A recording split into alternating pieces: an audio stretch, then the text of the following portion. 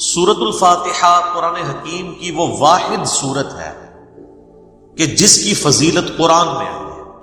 قرآن کی کوئی سورت ایسی نہیں ہے انکلوڈنگ سورۃ الاخلاص میں کہ جس کی فضیلت قرآن میں آئی سوائے سورۃ الفاتحہ کی۔ اس لیے فضیلت کے اعتبار سے قرآن حکیم کی سب سے افضل سورت وہ سورۃ الفاتحہ ہے۔ اس کی سپورٹ میں انشاءاللہ بخاری اور مسلم سے احادیث بھی پیش کروں گا۔ قرآن حکیم میں اللہ تعالیٰ نے سورہ الحجر پارہ نمبر 14 میں آیت نمبر 87 اعوذ باللہ من الشیطان الرجیم بسم اللہ الرحمن الرحیم وَلَقَدْ آتَيْنَاكَ سَبْعًا مِّنَ الْمَثَانِي وَالْقُرْآنِ الْعَظِيمِ، اور بے شک اے محبوب صلی اللہ علیہ وآلہ وسلم ہم نے آپ کو عطا فرمائی 7 آیات ایسی جو بار بار پڑھی جاتی ہیں اور قرآن عظیم ہے، یعنی پورے قرآن کا ذکر الگ سے اور ان 7 آیات کا ذکر الگ سے۔ سورۃ الحجر آیت نمبر 87، اور ظاہر ہے وہ بار بار دہرائی جاتی ہے۔ دنیا کا کوئی بھی مسلمان ہو، اس کا تعلق کسی بھی مکتبہ فکر کے ساتھ ہو، کم از کم 5 نمازوں کی فرض رکعتوں میں 17 دفعہ تو سورۃ الفاتحہ وہ پڑھتا ہے، سنتیں اور نوافل اور وتر اس کے علاوہ کوئی بھی نماز ایسی نہیں ہے جس میں سورۃ الفاتحہ ریپیٹ نہ ہوتی ہو۔ یہی اس کی فضیلت کے لیے کافی ہے کہ قرآن حکیم جو نماز میں ہم پڑھتے ہیں وہ ہم بدل بدل کے پڑھتے ہیں، لیکن سورۃ الفاتحہ ایسی چیز ہے جو ہر رکعت میں پڑھی جاتی ہے۔ حتیٰ کہ صحیح بخاری اور صحیح مسلم کی متفق علیہ حدیث ہے کہ اللہ کے محبوب صلی اللہ علیہ وآلہ وسلم نے فرمایا لا صلاۃ لمن لم یقرأ بفاتحۃ الکتاب، جو نماز میں سورہ فاتحہ نہیں پڑھتا اس کی نماز ہی نہیں ہوتی۔ یہ اتنی اوبلیگیٹری چیز ہے۔ یہ بات بھی اس کی فضیلت کے لیے کافی ہے کہ یہ قرآن حکیم کی نمبر 1 سورت، اپنی ترتیب میں بھی مصحف کی اور اپنے فضائل کے اعتبار سے۔ قرآن حکیم کی یہ سب سے عظمت والی سورت ہے۔ اس کی سپورٹ میں صحیح بخاری میں ایک بڑی مشہور حدیث ہے کہ سیدنا ابو سعید ابن معلہ رضی اللہ تعالی عنہ کہتے ہیں کہ میں ایک دفعہ مسجد نبوی میں نماز پڑھ رہا تھا تو اللہ کے محبوب صلی اللہ علیہ وآلہ وسلم نے مجھے آواز دی، تو میں چونکہ نماز میں مشغول تھا میں نے جانے میں تاخیر کر دی۔ تھوڑی دیر بعد میں پہنچا تو آپ صلی اللہ علیہ وآلہ وسلم نے فرمایا کہ میں نے تمہیں آواز دی تھی، تم کیوں نہیں آئے؟ تو انہوں نے کہا کہ میں نماز پڑھ رہا تھا۔ تو آپ صلی اللہ علیہ وآلہ وسلم نے فرمایا کیا تم نے اللہ کا یہ حکم نہیں سنا؟ سورۃ الانفال کی آیت آپ نے پڑھی، استجیبوا للہ والرسول اذا دعاکم، جب اللہ اور اس کا رسول تمہیں پکاریں فوراً ان کی آواز پہ لبیک کہو۔ اس کائنات میں ایک ہی ہستی ایسی ہے مخلوقات میں کہ جو اگر عین نماز کی حالت میں بھی کسی کو بلائیں تو نماز توڑ کر نہیں، نماز چھوڑ کر اسی حالت میں ان کی خدمت میں حاضر ہونا یہ فرض ہے، سورۃ الانفال کی اس آیت کے تحت اور بخاری کی اس حدیث کے تحت۔ اور وہ امام اعظم محمد رسول اللہ صلی اللہ علیہ وآلہ وسلم کی مبارک ذات ہے۔ نماز توڑ کر نہیں، کیونکہ نبی علیہ السلام کی طرف جانا اللہ کے ایک حکم سے دوسرے حکم کی طرف جانا ہے۔ وہ جہاں پہ نماز اس نے چھوڑی ہوگی، اگر 1 رکعت پڑھی ہے، 2 پڑھی ہے، 3 پڑھی ہے، تو آ کر وہیں سے اپنی نماز شروع کرے گا، اس کی نماز ٹوٹے گی نہیں۔ اس پہ اجماع امت ہے۔ بہرحال یہ جو ہمارے واعظین آئے دن کہانیاں کراتے رہتے ہیں کہ جی ماں آواز دے دے، باپ آواز دے دے، نماز توڑ دو، اس طرح کی کوئی حدیث نہیں ہے۔ البتہ یہ ضرور ہے کہ اگر زندگی موت کی کشمکش بن جائے، کوئی ایمرجنسی ہو جائے تو آپ پھر نماز توڑ سکتے ہیں، لیکن نبی علیہ السلام کے کیس میں اگر بلایا جائے گا تو نماز توڑنی نہیں پڑے گی، بلکہ نماز وہیں پر چھوڑ کر آپ علیہ السلام کا حکم سننا پڑے گا۔ تو یہ آپ علیہ السلام نے ان کو تھوڑا سا یعنی ڈانٹ پلائی پیار محبت سے۔ پھر آپ نے اس صحابی کا ہاتھ اپنے ہاتھوں میں پکڑا اور پھر فرمایا کہ میں اس مسجد سے باہر نکلنے سے پہلے تمہیں قرآن حکیم کی سب سے عظیم سورت سکھاؤں گا۔ آپ علیہ السلام کی عادت تھی کہ آپ اگر کسی کو تھوڑا سا بھی سختی سے پیش آتے تھے تو پھر اس کے ساتھ دل جوئی بھی فرماتے تھے. آپ ہاتھ پکڑے اور فرمایا کہ میں تمہیں نا ایک تحفہ دوں گا. وہ صحابی کہتے ہیں پھر تھوڑی دیر بعد جب ہم مسجد سے باہر نکلے تو مسجد سے نکلتے ہوئے میں نے نبی علیہ السلام سے کہا یا رسول اللہ اپنا وعدہ پورا کریں, آپ نے مجھے کہا تھا کہ آپ مجھے قرآن کی سب سے عظمت والی سورت تعلیم فرمائیں گے. تو آپ علیہ السلام نے فرمایا کہ وہ سورت ہے الحمدللہ رب العالمین, یعنی سورۃ الفاتحہ.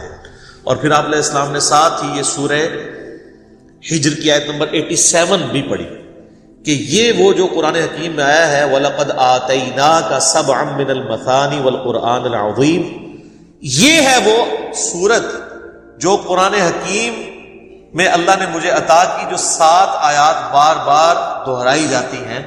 اور پھر آپ علیہ السلام کے بخاری میں الفاظ ہیں یہ ام الکتاب ہے, یہ قرآن کی ماں ہے, قرآن کی جڑ اس میں ہے, اسی سے پورے قرآن کا درخت نکل رہا ہے. فاتحہ بھی ہے, ام الکتاب بھی ہے, اور یہ وہ 7 آیات ہیں جو سورہ ہجر میں آئی. تو سورہ ہجر کی اس آیت کے کانٹیکسٹ میں کتاب التفسیر چیپٹر میں امام بخاری اس حدیث کو لے کر آئے. یہ حدیث کافی ہے اس کی فضیلت کے لیے. اچھا, یہ تو سورہ اعظم تھی نا قرآن کی. قرآن کی ایک آیت بھی ہے جو اعظم ہے, وہ صحیح مسلم میں حدیث ہے. ابی ابن کعب, جن کے بارے میں بخاری مسلم میں آتا ہے کہ 4 بندوں سے قرآن سیکھو, ان میں ایک عبداللہ ابن مسعود ہیں اور ایک ابی ابن کعب ہیں اور سیدنا سالم ہیں, یہ ان میں سے ایک ہے. تو ابی ابن کعب کہتے ہیں کہ نبی علیہ السلام نے مجھ سے ایک دن پوچھا کہ جانتے ہو کہ قرآن کی سب سے اعظم آیت کون سی؟ تو انہوں نے کہا یا رسول اللہ صلی اللہ علیہ وآلہ وسلم, میرے اندازے کے مطابق قرآن حکیم کی سب سے عظیم آیت اللہ لا الہ الا هو الحی القیوم آیت الکرسی سورہ بقرہ کی آیت نمبر 255 ہے. تو آپ علیہ السلام نے اپنا ہاتھ ان کے سینے پہ مارا محبت کے ساتھ اور فرمایا ابو منذر تمہیں یہ علم مبارک, یعنی نبی علیہ السلام نے ان کے علم کے اوپر ان کی تحسین فرمائی کہ تمہیں میرے بتائے بغیر تم نے صحیح اندازہ لگایا کہ قرآن حکیم کی سب سے اعظم سورت جو آیت ہے وہ آیت الکرسی. بخاری سے پتہ چلا کہ سب سے اعظم سورت سورۃ الفاتحہ ہے. مسلم شریف سے پتہ چلا سب سے اعظم آیت الکرسی ہے. تو اس سے یہ بات بھی کلیئر ہوگی کہ جو لوگ کہتے ہیں نا وہ احادیث میں ہے سواد اعظم, وہ سب سے بڑا گروہ جو ہے اس کو پکڑ لینا, اور وہ سب سے بڑا گروہ ہر ملک میں ڈیفرنٹ ہوتا ہے. یعنی آپ بنگلہ دیش میں جائیں گے تو وہاں سب سے بڑا گروہ دیوبندی ہے, پاکستان میں سب سے بڑا گروہ بریلوی ہے, سعودیہ میں چلے جائیں گے اہل حدیث بڑا گروہ ہے, ایران میں چلے جائیں گے شیعہ بڑا گروہ ہے. تو وہاں اعظم سے مراد تعداد میں بڑا نہیں ہے, عظمت میں بڑا. ورنہ سورۃ الفاتحہ کی تو 7 آیات ہیں اور سورہ بقرہ کی 286, تو وہ ہونی چاہیے تھی سورہ اعظم. اور آیت الکرسی سے بھی لمبی ایک آیت جو ہے وہ آیت دین جو ہے سورہ بقرہ کے اندر موجود ہے. تو یہ عظمت کا ذکر. اچھا میرے بھائیو, صحیح مسلم میں ایک اور حدیث ہے, ابن عباس رضی اللہ تعالیٰ عنہما کہتے ہیں کہ نبی علیہ السلام کے پاس ایک دفعہ جبرائیل علیہ السلام بیٹھے ہوئے تھے. ہزار صحابہ نے نہیں دیکھا, آپ علیہ السلام نے بتایا. تو اچانک ایک آواز ان کو زوردار سنائی دی. یہ صحیح مسلم کی حدیث ہے. تو حضرت جبرائیل علیہ السلام نے نگاہ اٹھا کے اوپر دیکھا اور کہا یا رسول اللہ, آج آسمان کا ایک ایسا دروازہ کھلا ہے جو آج سے پہلے کبھی نہیں کھلا تھا, اور اس دروازے سے ایک فرشتہ زمین پر اترا ہے. اتنے میں وہ فرشتہ حاضر ہوا نبی اسلام کی خدمت میں. تو حضرت جبرائیل نے کہا کہ یا رسول اللہ, یہ وہ فرشتہ ہے, یہ آج سے پہلے دنیا میں کبھی نہیں آیا تھا, اور وہ دروازہ بھی آج سے پہلے کبھی نہیں کھلا تھا, اور یہ فرشتہ آپ کو سلام عرض کر رہا ہے, اور اللہ کا یہ پیغام لے کر آیا ہے کہ آپ کو بشارت ہو 2 ایسے نوروں کی جو آپ سے پہلے کسی پیغمبر کو نہیں دیے گئے. ان میں سے پہلی چیز سورۃ الفاتحہ ہے, اور دوسری چیز سورہ البقرہ کی آخری 2 آیات آمن الرسول بما انزل الیہ من ربہ والمؤمنون. تو سورۃ الفاتحہ وہ نور ہے جو کسی پیغمبر کو نہیں دیا گیا, سوائے ہمارے محبوب صلی اللہ علیہ وآلہ وسلم کے۔ اچھا، صحیح بخاری کی جو میں نے حدیث بیان کی کہ سورہ اعظم ہے قرآن کی، اس کے تحت یہ بات تو بالکل کلیئر ہو گئی کہ نبی علیہ السلام نے سورۃ الفاتحہ کو جو تعلیم فرمایا اس کا آغاز کیا الحمدللہ رب العالمین سے۔ تو اس میں واضح اشارہ موجود ہے کہ بسم اللہ الرحمن الرحیم سورہ فاتحہ کا حصہ نہیں ہے، قرآن کا حصہ ہے۔ وہ تو ہر سورت کے آغاز میں بسم اللہ ہے سوائے سورہ التوبہ کے، اور سورہ نمل کے اندر آیت بھی ہے انہ من سلیمان و انہ بسم اللہ الرحمن الرحیم۔ لیکن جو سورتوں کے آغاز میں بسم اللہ لکھی جاتی ہے یہ سورت کا حصہ نہیں، قرآن کا حصہ ضرور ہے۔ تو چونکہ نبی علیہ السلام نے اس میں فرمایا الحمدللہ رب العالمین، تو اگر آپ علیہ السلام نے اس سورت کو تعلیم فرمانا ہوتا اس اعتبار سے کہ بسم اللہ اس کا حصہ ہوتی، تو آپ فرماتے کہ وہ سورت ہے بسم اللہ الرحمن الرحیم الحمدللہ رب العالمین۔ تو یہ اس بات کو تقویت دیتی ہے کہ بسم اللہ سورہ فاتحہ کا حصہ نہیں، لیکن نماز میں ہم پڑھتے ہیں، اس کے ساتھ پڑھیں گے، لیکن حصہ نہیں۔ البتہ مسلمانوں میں اہل حدیث مکتبہ فکر اور امام شافعی کے جو مقلدین ہیں ان کا موقف ہے کہ بسم اللہ سورہ فاتحہ کا حصہ ہے۔ اہل تشیع کا بھی یہی موقف ہے۔ اسی لیے آپ اگر شیعہ کے چھپے ہوئے قرآن دیکھیں گے اور اہل حدیثوں کے، اب یہ میرے ہاتھ میں جو قرآن ہے یہ سعودیہ سے چھپا ہوا ہے، یہ اہل حدیث کا ہے، اس میں بھی بسم اللہ الرحمن الرحیم کو پہلی آیت انہوں نے ڈکلیئر کیا ہوا ہے اور الحمدللہ رب العالمین کو دوسری آیت۔ امام حنیفہ رحمہ اللہ تعالی اور کئی ایک ائمہ کا یہ موقف ہے کہ سورہ فاتحہ کا حصہ نہیں ہے بسم اللہ۔ میرے نزدیک امام حنیفہ رحمہ اللہ کا موقف احادیث کی روشنی میں مضبوط ہے، کیونکہ نبی علیہ السلام سورہ فاتحہ کا اعلان کرتے ہوئے اس کو الحمدللہ رب العالمین سے بتا رہے ہیں۔ اس سے بھی بڑھ کر دلیل ایک صحیح مسلم کی حدیث ہے، بڑی رقت انگیز حدیث ہے، اور وہ حدیث قدسی آپ نے اکثر سنی ہوگی۔ سیدنا ابو ہریرہ رضی اللہ تعالیٰ عنہ کہتے ہیں کہ اللہ کے محبوب صلی اللہ علیہ وآلہ وسلم نے فرمایا اس شخص کی نماز ناقص ہے ناقص ہے ناقص ہے جو سورہ فاتحہ نہیں پڑھتا نماز میں۔ تو کچھ تابعین نے عرض کیا کہ ابو ہریرہ جب ہم امام کے پیچھے ہوتے ہیں پھر ہم کیا کیا کریں؟ تو انہوں نے کہا اقرا بہا فی نفسک، تم پھر اپنے جی میں آہستہ آہستہ پڑھ لیا کرو۔ وہ جز القراء امام بخاری کی کتاب میں آتا ہے کہ وہ آپ نے جب امام سکتے کرتا ہے ان سکتوں کے دوران پڑھنی ہے، امام کے ساتھ نہیں پڑھنی۔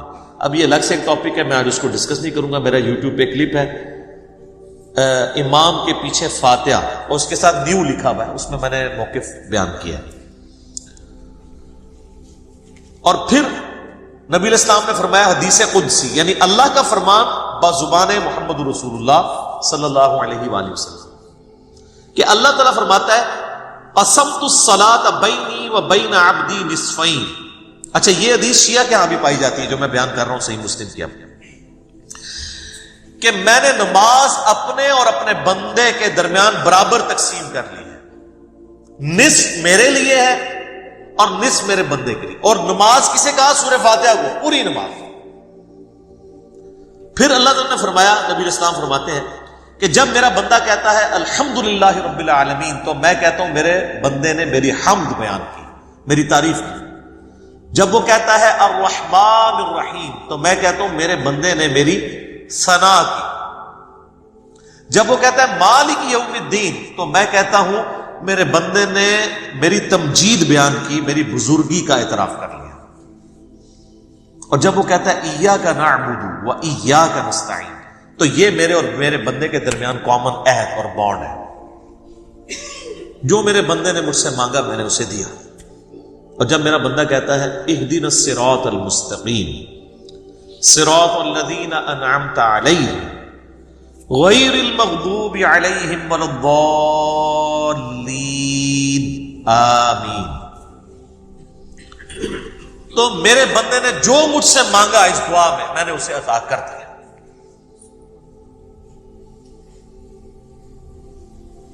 یہ حدیث بھی اس بات کا ثبوت ہے کہ سورہ فاتحہ کا حصہ بسم اللہ نہیں ہے، ورنہ تو یہ سٹارٹ یہاں سے ہوتی کہ جب میرا بندہ کہتا ہے بسم اللہ الرحمن الرحیم تو میں کہتا ہوں میرے بندے نے میرے نام سے آغاز کیا. جب وہ کہتا ہے الحمدللہ رب العالمین تو میں کہتا ہوں میرے بندے نے میری حمد کی. تو اس حدیث میں بھی، حدیث قدسی میں بھی سورہ فاتحہ کا آغاز الحمدللہ رب العالمین سے. لہذا اہل تشیع اور اہل سنت میں اہل حدیث اور شافعی ہے جو شوافع، ان کا موقف مضبوط نہیں ہے اس مسئلے میں. امام حنیفہ رحمہ اللہ کا موقف اس مسئلے میں، جہاں کئی مسئلوں میں ان کے موقف غلط ہے، اس مسئلے میں ان کا موقف ٹھیک ہے کہ سورہ فاتحہ کا حصہ نہیں ہے بسم اللہ. اس سے بھی بڑھ کر بخاری و مسلم میں حدیث ہے، انس بن مالک کہتے ہیں میں نے پوری زندگی نبی علیہ السلام کے پیچھے نماز پڑھی، اس کے بعد حضرت ابو بکر کے پیچھے، پھر حضرت عمر کے پیچھے، پھر حضرت عثمان کے پیچھے.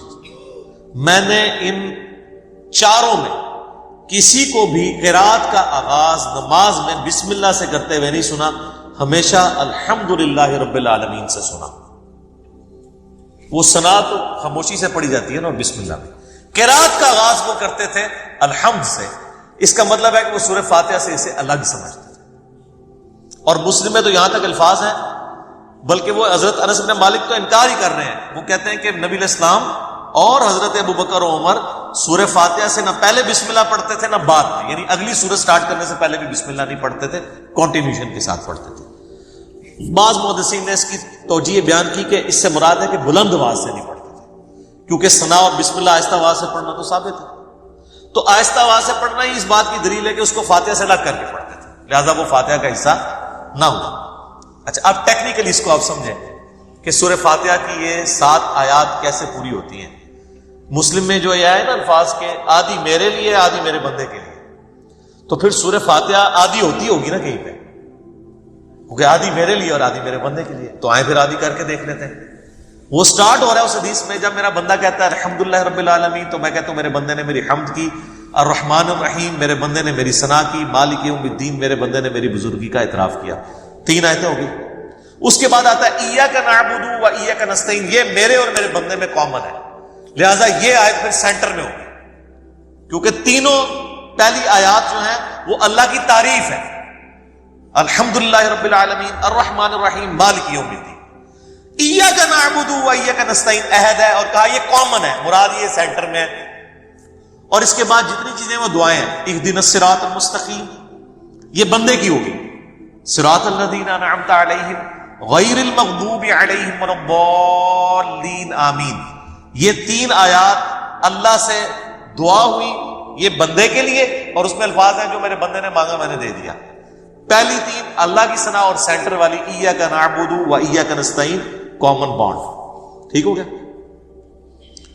اس سے بھی مزے کی بات، ایاک نعبد و ایاک نستعین بھی سینٹر ہو جاتی ہے. یہ ایک آیت ہے، ایاک نعبد، اے اللہ ہم تیری عبادت کرتے ہیں، یہ بھی اللہ کی تعریف ہے. وَإِيَّاكَ نَسْتَعِينُ اور دعا تجھ سے کرتے ہیں. واو پہ آگے سینٹر بنتا ہے. اس واو سے پہلے 3.5 آیات اس طرف ہیں اور 3.5 آیات اس طرف ہیں. یہ بالکل سینٹر بنتی ہے واو. ایاک نعبد، اور وہ اسی لیے حدیث میں آنا یہ کامن ہے. کامن کیوں ہے؟ ایاک نعبد میرے بندے نے میری عبادت کی، وَإِيَّاكَ نَسْتَعِينُ میرے بندے نے مجھ سے مانگا. اور کیا مانگا؟ اہدنا الصراط المستقیم صراط الذین انعمت علیہم غیر المغضوب علیہم ولا الضالین آمین. تو یہ اتنی مضبوط دلیل ہے، یہ جتنے دلیل کیا کتنے دلائل میں نے سامنے رکھ دیے کہ جس کے بعد کوئی گنجائش نہیں رہتی کہ کوئی بندہ ہٹ درمی پہ اور ضد پہ آ جائے. شیخ زبیر علی رحمہ اللہ تعالیٰ سے 2008-9 کی بات ہے. میں نے اب چونکہ وہ اہل حدیث تھے تو اہل حدیث کی کوشش ہوتی ہے کہ امام حنیفہ ہر مسئلے میں غلط ثابت ہو جائے. تو میں نے ان کے سامنے کہا جی اب آپ کو چیک کرتے ہیں، آپ بخاری مسلم کو مانتے ہیں کہ وہ یہ نہ ہو کہ امام حنیفہ کی دشمنی آپ کو اس پہ نہ ابھار دے کہ آپ سچائی سے اناد کریں. تو مجھے کہتے ہیں نہیں وہ بسم اللہ حصہ ہے فاتحہ کا. میں نے کہا جی یہ واضح احادیث ہے، یہ میں نے سارے دلائل ہوئے. آپ کو بھی سن کے اندازہ ہو گیا ہوگا اس کے بعد کوئی بندہ یا مان سکتا ہے یا چھڑولی چھوڑ سکتا ہے آگے سے. بالکل واضح بات ہے. تو ان باتوں کا ان کے پاس کوئی جواب نہیں تھا. وہ کہتے ہیں نہیں امام شافعی. میں نے کہا امام شافعی کو چھوڑیں, آپ کہتے ہیں کتاب و سنت, اب آپ کہہ رہے ہیں امام شافعی کہتے ہیں بسم اللہ حصہ ہے. ہم آپ کو بخاری مسلم سے ثابت کر رہے ہیں کہ سورہ فاتحہ کا حصہ نہیں ہے بسم اللہ. بہرحال نماز میں بھی پڑھیں گے, قرآن میں بھی پڑھا جائے گا, قرآن کا حصہ ہے سورہ فاتحہ سے پہلے پڑھنا, اور نماز میں بھی ہم بسم اللہ پڑھنا سنت ہے, بسم اللہ پڑھ کے سورہ فاتحہ پڑھی جاتی ہے. جب بالکل پہلی دفعہ پڑھی جائے گی پھر تو اعوذ باللہ بھی پڑھا جائے گا, یہ بھی ذہن میں رکھیے گا. پہلی رکعت میں تو اعوذ باللہ سے بھی سٹارٹ کریں گے, باقی رکعتوں میں صرف بسم اللہ سے. کیوں؟ قرآن جب بھی پڑھا جائے گا نا تو اعوذ باللہ سے آغاز ہوگا. ایون آپ نے قرآن پڑھتے پڑھتے تلاوت روک دی, بند کی, کسی سے گپ چپ کی, دوبارہ پڑھیں گے تو اعوذ باللہ سے. اور اس کا حکم جو ہے سورۃ النحل آیت نمبر 98 میں موجود ہے, فَإِذَا قَرَأْتَ الْقُرْآنَ فَاسْتَعِذْ بِاللَّهِ مِنَ الشَّيْطَانِ الرَّجِيمِ, پس تو جب بھی قرآن کی قرات کرنے لگے تو اللہ کی پناہ حاصل کر لیا کر شیطان مردود کے اگینسٹ. کیوں؟ اگر آپ شیطان کے اگینسٹ اللہ کی پناہ نہیں حاصل کریں گے تو قرآن پڑھ کے آپ غلط رزلٹ بھی نکال سکتے ہیں. اس میں قرآن کا قصور نہیں ہے. اگر ایک اچھی گاڑی ہے اس پہ ڈرائیور غلط بیٹھ کے جا کے ٹھوک دیتا ہے تو گاڑی کا تو قصور نہیں ہے. تو قرآن حکیم سے غلط رزلٹ جان بوجھ کے لوگ نکال سکتے ہیں جب تک کہ اپنے آپ کو قرآن کے سامنے سرنڈر نہ کریں اور اللہ تعالیٰ کے سامنے اپنے آپ کو پیش نہ کریں شیطان کے اگینسٹ کہ یا اللہ تو ہی پناہ دے ہمیں اس کے اگینسٹ. ورنہ قرآن حکیم وہ پڑھیں گے تو اس سے غلط رزلٹ بھی نکال سکتے ہیں, وَلِعَوْذُ بِاللَّهِ تَعَالَى. اس لیے حکم دیا گیا. اچھا, بخاری مسلم کی ایک حدیث بڑی مزے کی ہے. صحابہ کرام کا قافلہ کہیں جا رہا تھا, راستے میں انہوں نے ایک جگہ پانی کے لیے پڑاؤ کیا, تو وہاں پہ ایک قبیلہ آباد تھا.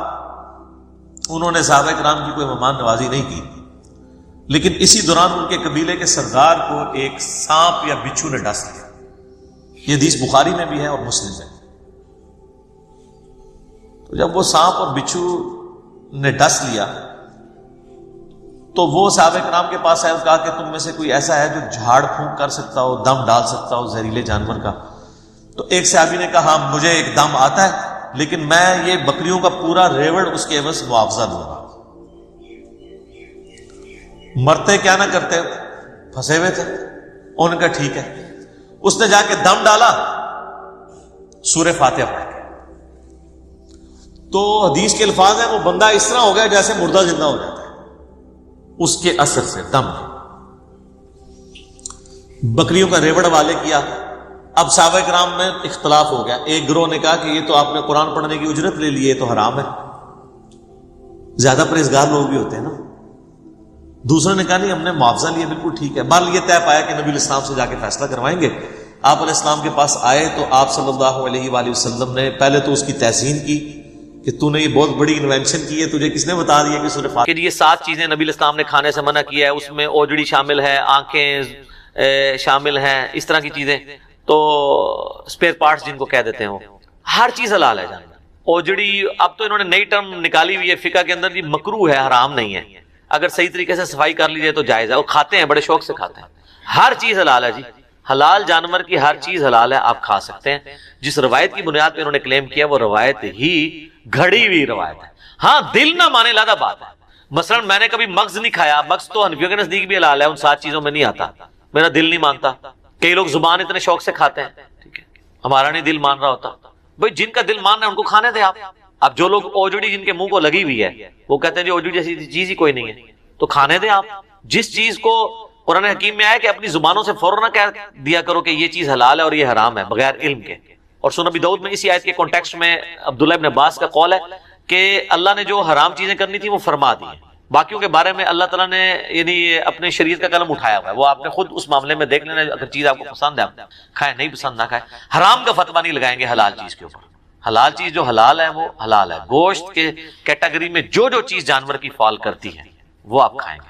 تو ویسے یہ لوگ کہتے رہتے ہیں اوجڑی کے بارے میں اور خود بھی بڑے شوق سے کھاتے ہیں. سیدنا یوسف علی نبینا علیہ الصلوۃ والسلام کے بارے میں صحیح بخاری میں حدیث ہے, نبی علیہ السلام جب ان کا ذکر کرتے تو کہتے کریم ابن کریم ابن کریم ابن کریم. یوسف علیہ السلام چونکہ حضرت یعقوب علیہ السلام کے بیٹے تھے اور ظاہر ہے کہ ان کی لیگیسی کو آگے کسی نے تو لے کے چلنا تھا.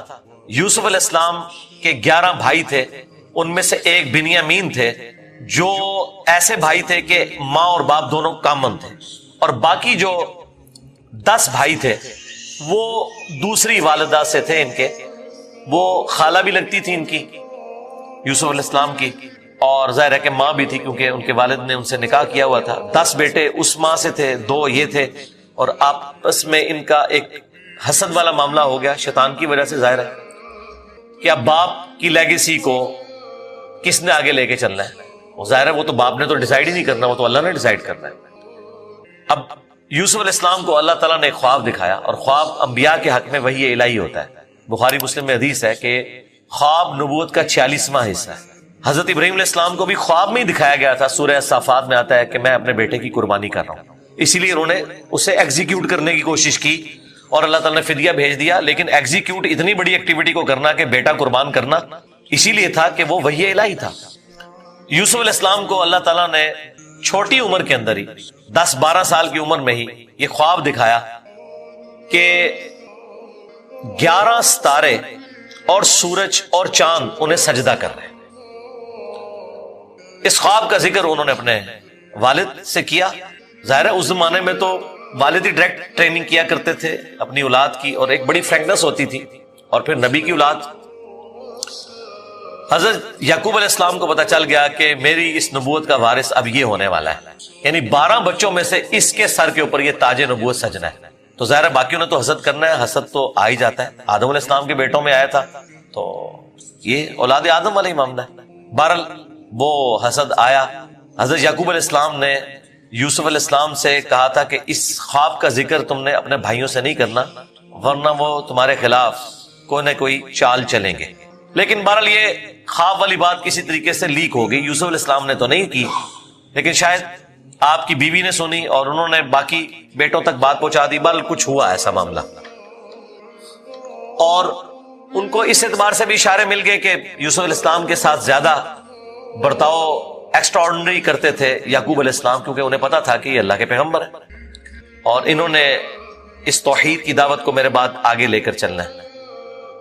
حضرت یعقوب علیہ السلام کے جو باقی بیٹے تھے 10، 11واں تو خیر وہ چھوٹا تھا، وہ ان کا چھوٹا بھائی تھا، اس کے ساتھ تو مسئلہ کوئی نہیں تھا۔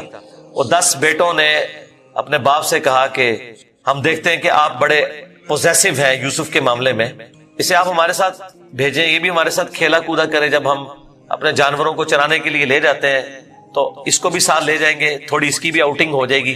تو حضرت یعقوب علیہ السلام کو یہ بات کلک کر گئی کہ یہ کچھ کرنا چاہتے ہیں، ان کو تو اندازہ ہی نہیں تھا کہ اتنی بڑی آزمائش ان کا انتظار کر رہی ہے۔ یار 40 سال کی جدائی آپ امیجن کریں، اور قرآن میں آیا کہ وہ نابینا ہو گئے تھے رو رو کے، اس تکلیف سے وہ گزرے۔ تو انہوں نے کہا کہ مجھے خطرہ ہے کہ تم یوسف کو صحیح طریقے سے دیکھ بھال اس کی نہیں کرو گے، کیئرلیس ہو جاؤ گے، چھوٹا بچہ ہے، کوئی بھیڑیا اس پہ حملہ آور نہ ہو جائے۔ انہوں نے کہا ہمارے ہوتے ہوئے 10 بھائی جس کے ہوں تو پھر تو ہم پھر نام کے ہی جوان ہوئے۔ بہرحال وہ تقدیر میں لکھا تھا، ایسا تو ہونا تھا۔ یوسف علیہ السلام نے وہاں پہنچنا ہی تھا جہاں اللہ تعالیٰ نے انہیں اتنا بڑا منصب عطا کرنا تھا۔ وہی ہوا، تنگ آ کے یعقوب علیہ السلام نے اجازت دے دی، وہ لے گئے یوسف علیہ السلام کو، اور پلان یہ بنایا کہ اسے قتل کریں گے۔ لیکن ایک بھائی تھا جو آڑے آ گیا، اس نے کہا قتل نہ کرو، ہے تو ہمارا بھائی، ہم اسے کسی کنویں میں ڈال دیتے ہیں۔ اور ان زمانوں میں جو قافلے گزرا کرتے تھے وہ کنویں پہ پانی کے لیے رکتے تھے، تو ہو سکتا ہے کہ کوئی نکالے تو یہ اس کے ساتھ ہی چلا جائے، جان چھوٹ جائے، قتل نہ کرو۔ اور اس میں وہ یہ بھی کہتے ہیں کہ ہم اس وقت تو یہ ایکٹیویٹی کرتے ہیں، پھر بعد میں اللہ سے توبہ مانگ لیں گے، اللہ تعالیٰ بڑا بخشنے والا مہربان ہے، جو کچھ بھی ہے تیرے محبوب کی امت سے۔ یہ بھی قرآن میں نقل ہوا ہے، وہی سیم مینٹالٹی آگے چل رہی ہے، بعد میں نیک بن جائیں گے۔ اور انہوں نے ڈرامہ بازی یہ کی کہ یوسف علیہ السلام کے کرتے کے اوپر کسی بھیڑیے کا خون مل لیا، اور کہا کہ ہم تو اسے سامان کے پاس چھوڑ کے گئے تھے، پیچھے سے بھیڑیا آیا اور یوسف کو کھا گیا، اور یہ اس کی قمیض ہے۔ عشاء کے وقت روتے ہوئے آئے، رات کے وقت قرآن کے الفاظ ہیں۔ حضرت یعقوب علیہ السلام کو سمجھ آ گئی کہ یہ میری آزمائش شروع ہو گئی ہے، کیونکہ توحید ایک ننگی تلوار ہے۔ انہیں سمجھ آ گئی تھی کہ میں نے اپنے بیٹے سے جو اتنی شدید محبت رکھی ہے نا، اللہ تعالیٰ مخلوق کی محبت کو برداشت نہیں کرتا، ایٹ لیسٹ ایک پیغمبر کے دل میں اس ایکسٹریم لیول کے اوپر جا کر۔ تو میری آزمائش شروع ہو گئی اب، تو انہوں نے کوئی بحث نہیں کی, انہوں نے کہا میں صبر کروں گا جو کچھ ہوا. ان کو پتا تھا کہ یہ اب اللہ کا فیصلہ ہے, کرنے سے کچھ نہیں ہونا. جو کوئی تھوڑی بہت کوشش کی وہ کی, انہیں اینڈ پہ ان کا میں اب صبر ہی کروں گا جو اللہ اس کے لیے فیصلہ کرے. وہی ہوا. ایک قافلہ وہاں سے گزر رہا تھا, انہوں نے پانی کے لیے ڈول ڈالا, اور یوسف علیہ السلام کو اللہ تعالیٰ نے قرآن میں آیا کہ یوسف کو ہم نے تسلی دی کہ ایک دن آئے گا کہ تم اپنے بھائیوں کو بتا دو گے جو انہوں نے یہ غلطی کی تھی, ہم تمہیں سرخرو کریں گے. بہرحال ابھی تو تمہارے لیے یہ طے ہو گیا. اور ظاہر جبرائیل علیہ السلام آنا شروع ہو گئے چھوٹی عمر میں ان کے پاس, ان کی تسلی کے لیے. اسی لیے ڈھارس بندی, انہوں نے پانی کے لیے ڈول ڈالا, یوسف علیہ السلام نے وہ پکڑا اور باہر نکل آئے. اور بھائی جو ہیں چھپ کے یہ منظر دیکھ رہے تھے, انہوں نے کہا یہ نہ ہو یہ پھر واپس آ جائے. انہوں نے چند ٹکوں کے عوض, چند دراہم کے عوض بیچ دیا, کہا یہ ہمارا غلام تھا تو بھاگ کے آئے, یہ ہمارا غلام ہے, اور جان چھڑائی اس طریقے سے. یوسف علیہ السلام بھی چپ کر کے چلے گئے, انہیں پتا تھا کہ میرے لیے فیصلہ ہو چکا ہے. اور کس تکلیف سے وہ مصر تک پہنچے, اور وہاں پہ غلاموں کا بازار لگتا تھا وہاں بیچنے کے لیے, عبرانی غلام, اور پڑھنا لکھنا بھی جانتے تھے, ذہین بہت تھے. تو عزیز مصر وہاں سے گزر رہا تھا, یعنی آپ سمجھ لیں بادشاہ کے بعد جو سیکنڈ پوسٹ ہوتی ہے. اس نے دیکھا کہ یہ تو شکل ہی غلاموں والی نہیں ہے, یہ کوئی ایکسٹرا آرڈنری بندہ ہے. اس نے خرید لیا اور لا کے اپنی بیوی سے کہا کہ یہ میں خرید کے لایا ہوں, اولاد تو ہماری کوئی نہیں, ہو سکتا ہے ہم اسی اپنا بچہ بنا لیں. اور یوں یوسف علیہ السلام کہاں دور دراز کے شام کے علاقے جو سویلائزڈ بھی نہیں تھا, بھیڑ بکریاں چرانے والے بدو لوگوں میں سے اٹھ کے اس وقت کی سب سے سویلائزڈ حکومت مصر کی, فرعونوں کی حکومت. آج تک آپ یہ اہرام مصر, گیزا کے جو ہے پیرامڈز یہ دیکھ رہے ہیں, یہ ان لوگوں نے تعمیر کیے ہوئے ہیں. وہاں پہنچ کے, اور قرآن کے الفاظ ہیں کہ ہم نے یوں اس کے لیے معاملہ آسان کر دیا کہ وہ عزیز مصر کی تربیت میں رہے اور علم حاصل کرے. ظاہر ہے کہ وہ کتنی بڑی بڑی میٹنگز ہوتی ہوں گی جس میں میٹنگ کا ارینجمنٹ کرنا, کھانے پینے کا ارینجمنٹ کرنا, اور ایک خادم کی حیثیت سے باتیں بھی سنتے ہوں گے. یوں اللہ تعالیٰ نے ان کی لرننگ کروائی, اور یوں وہ جوانی کی عمر کو پہنچ گئے. اب عزیز مصر کی جو بیوی تھی, ظاہر ہے کہ وہ ادھر کا جو ماحول تھا ایک بے حیائی کا, اس کا وہ شکار تھی. وہ صرف وہ نہیں تھی, باقی عورتیں بھی تھی. اس کی قسمت مری ہوئی تھی اس اعتبار سے کہ آزمائش سب سے پہلے اس پہ پڑی. یوسف علیہ السلام کو اللہ تعالیٰ نے حسن دیا ہوا تھا, تو وہ ان پہ فریفتہ ہو گئی, اور اس نے کوشش کی کہ انہیں برائی پر آمادہ کرے. دروازے بند کر دیے, قرآن کے الفاظ ہیں, برائی کی طرف بلایا. پہلے بلایا تو کسی اور کام سے تھا, اور اللہ تعالیٰ نے قرآن میں کہا کہ اس عورت نے یوسف کا قصد کیا, یوسف بھی قصد کر لیتا اگر اپنے رب کی نشانی نہ دیکھ لیتا, برہان. اور وہ نشانی قرآن میں نقل نہیں ہوئی, اسرائیلی روایتوں میں ملتا ہے کہ ان کو ان کے والد یعقوب علیہ السلام کی شبیہ دکھائی گئی, جو کہ یوں انگلی سے اشارہ کر رہے تھے کہ بیٹا یہ کام نہیں کرنا, اس طرف نہیں آنا. تو وہ بچ کے, ظاہر ہے اللہ نے فرمایا کہ یہ ہمارے مخلص بندے تھے, یعنی مخلص چنے ہوئے. ایک لفظ ہے مخلص جو اخلاص شو کرتا ہے, ہم مخلص ہونے کی کوشش کرتے ہیں, لیکن مخلص پیغمبر ہوتے ہیں جنہیں اللہ اپنے لیے خالص کر لیتا ہے. اللہ نے کہا ہم نے بچایا, یعنی انبیاء بھی جو بچتے ہیں نا برائیوں سے, وہ اللہ کی مدد کی وجہ سے. بہرحال اس تکلیف سے وہ گزرے, خبر لیک ہو گئی, کیونکہ جب اس نے قصد کیا تو یوسف علیہ السلام بھاگے. اللہ تعالیٰ نے مرزانہ طور پر وہ دروازے کھول دیے, اور یہ سین جس طریقے سے انہوں نے فلمایا ہے پہنچا دیا جی انہوں نے اس جگہ پہ, اس فلم کے اندر ایران والوں نے. بہرحال قرآن کے الفاظ ہیں, جب وہ دروازے کے اوپر پہنچے تو وہاں سے عزیز مصر آ گیا, اور پیچھے عورت بھی ہے, تو اسے بھی شک پڑ گیا. وہاں پہ کوئی سیانہ بندہ تھا جس نے کہا کہ یہ دیکھو کہ اگر یوسف کی قمیض آگے سے پھٹی ہوئی ہے تو یوسف جو ہے وہ مجرم ہے, اور اگر یہ پیچھے سے پھٹی ہوئی ہے تو پھر وہ عورت مجرم ہے. کیونکہ یوسف علیہ السلام بھاگے تھے, اس نے پیچھے دوڑ لگائی ان کو پکڑنے کے لیے, تو پیچھے سے قمیض پھٹی ہوئی تھی اور وہ پیچھے سے پھٹی نکلی. ایران والوں نے فلم میں یہ فلمایا کہ وہ ایک شیرخوار بچہ بول اٹھا, لیکن یہ دور کی بات ہے. اگر یہ واقعہ ہوا ہوتا تو سارے کے سارے یوسف علیہ السلام کو اسی وقت نہ مان لیتے کہ یہ تو کوئی عام انسان نہیں ہے. مجھے لگتا ہے کوئی سمجھدار آدمی تھا جس نے مشورہ دیا, اور یہ لاجیکل بھی تھا. تو عزیز مصر کو پتا چل گیا کہ اس عورت کی چال ہے, پھر بھی وہ باز نہیں آئی. جب اس کی خبر لیک ہوئی تو اس نے کہا میری تو دم کٹ گئی ہے, میں اب ساری عورتوں کی دم کٹواؤں گی. اس نے وہ جتنی بڑے اشرافیہ وہاں مصر کا تھا ان ساری عورتوں کو دعوت پہ بلایا, اور سب کے ہاتھ میں ایک ایک چھری دے دی, قرآن کے الفاظ ہیں, اور ایک ایک سیب دیا, اور یوسف علیہ السلام کو کہا کہ ان عورتوں کے سامنے آؤ. تو قرآن کے الفاظ ہیں کہ جب یوسف علیہ السلام ان کے سامنے آئے تو عورتوں نے بے خیالی میں وہ کاٹتے ہوئے سیب کو اپنی انگلیاں بھی کاٹ لی. کاٹنے سے مراد یہ نہیں کہ وہ کٹ کے علیحدہ ہوگی, مراد یہ کہ اس پہ تھوڑا بہت زخم آیا. یہ اتنا نہیں ہے کہ وہ انگلیاں ٹوٹ ٹوٹ کے کوئی علیحدہ ہو گئی تھی, یا کو ساری عورتوں نے یہ سب کچھ کر لیا. ڈاکٹر سار صاحب نے اس کی اچھی توجہ بیان کی ہے کہ ہو سکتا ہے کہ کسی عورت کی انگلی زخمی ہو اور یوسف علیہ السلام جو کہ غلام تھے وہ اس کی طرف متوجہ ہوں کہ میں اس کو پٹی کر دوں یا اس کے لیے کچھ ارینجمنٹ کروں, تو باقی عورتوں نے یوسف علیہ السلام کو اپنی طرف اٹریکٹ کرنے کے لیے جان بوجھ کے خود ہی اپنی انگلی کاٹی ہو کہ تاکہ وہ متوجہ ہوں. کوئی بہرحال اس طرح کا سلسلہ ہوا ایک ایکسٹرا آرڈنری. اور جب یہ حالت ہوئی تو اس نے پھر کہا کہ ہاں یہ تھا جس کے لیے تم مجھے بات کر رہی تھی, تم لوگ بھی تو اس میں گرفتار ہو گئے. اور پھر اس کی ڈٹائی ہے, اس نے کہا کہ میں اسے برائی کی طرف بلا رہی ہوں, اگر اس نے یہ میری بات نہ مانی تو میں اسے جیل میں ڈلوا دوں. تو یوسف علیہ السلام نے دعا کی کہ یا اللہ مجھے جیل قبول ہے اس برائی کے عوض کہ میں تیرا مجرم بنوں. دیکھیں کوئی گناہ بھی نہیں کیا, برائی سے بچے ہیں, ہم ہوں تو ہم کے ہمیں انعام ملے. وہ کہہ رہے ہیں مجھے انعام میں جیل مل جائے کہ میں ان کے شر سے بچ جاؤں. بہرحال پھر وہ بہانہ کر کے ان عورتوں نے جھوٹے الزامات لگا کے یوسف علیہ السلام کو جیل میں ڈلوا دیا. یوسف علیہ السلام بھی راضی تھے, ٹھیک ہے چلے گئے.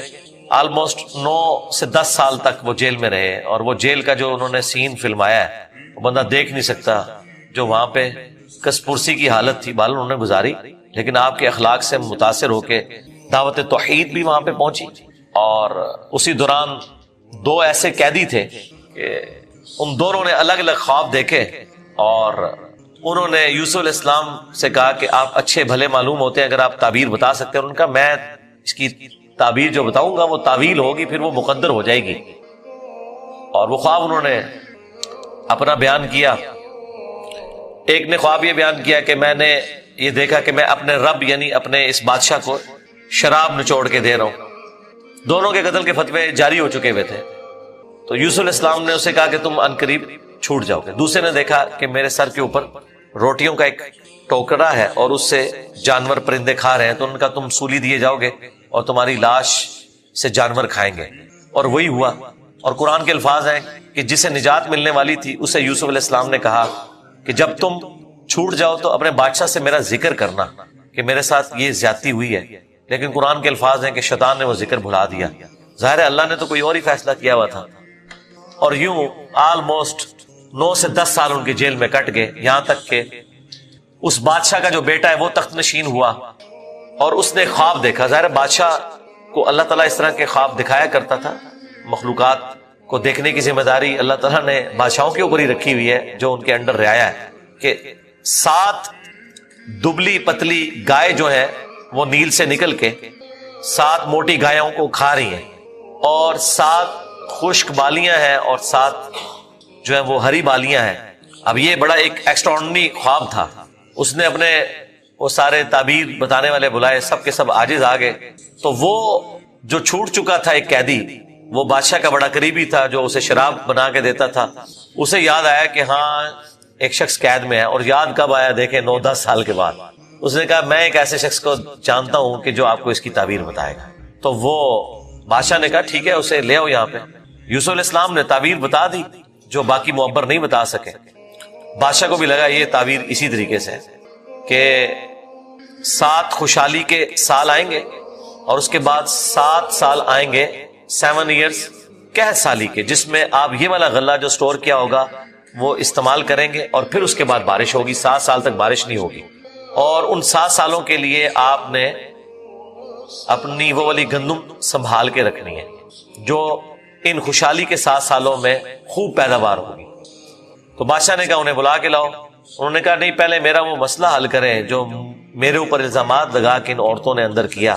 پھر بہرحال وہ معاملہ بھی سیٹل ہوا, عورتوں نے مان لیا کہ یوسف علیہ السلام کی کوئی غلطی نہیں تھی. پھر یوسف علیہ السلام عزت کے ساتھ لائے گئے بادشاہ کے پاس, اور انہوں نے خود کہا کہ مجھے وزیر خوراک بنا دیں, میں امین بھی ہوں اور ان معاملات کو ہینڈل بھی کر سکتا ہوں.